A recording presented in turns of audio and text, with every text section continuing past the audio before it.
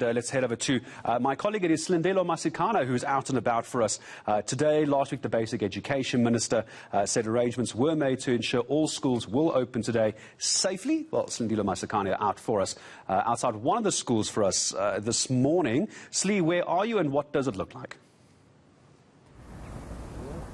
Gareth, we find ourselves in Springs here in the East Rand this morning, where we are going to observe just the state of readiness when it comes to Gauteng to prepare to accept learners once more. We know, of course, that school holidays, the winter break, was pushed up a little bit early due to the rising numbers of COVID-19 cases. We are at eNCA High School. You can see learners are actually already starting to make their way in, and with me now I am joined by the spokesperson for the Gauteng Education Department, who's just going to give us a sense as to why specifically we are here at eNCA High School in Springs and exactly what the preparedness is in terms of accepting learners as well as teachers once more into the schools. Steve, just give us a sense of why eNCA High School and what we can expect in the state of readiness of schools here in Gauteng.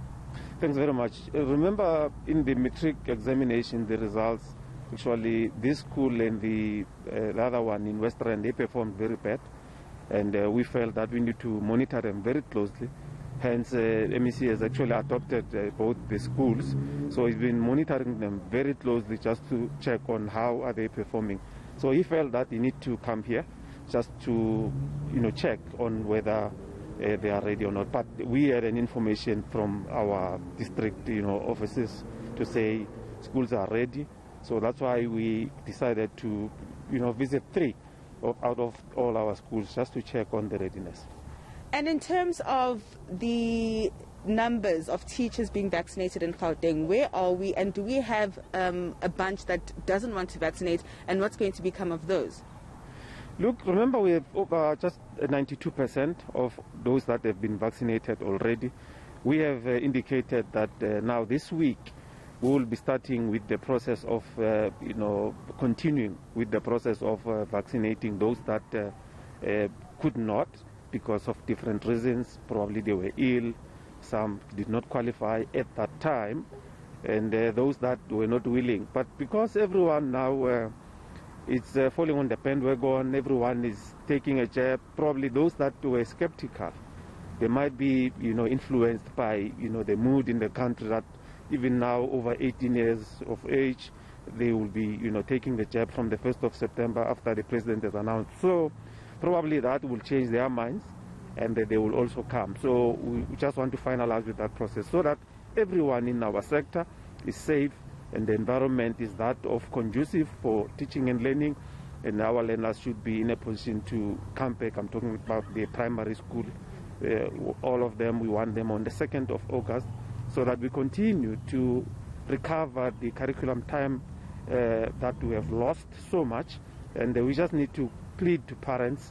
We can't be celebrating opening of taverns and restaurants.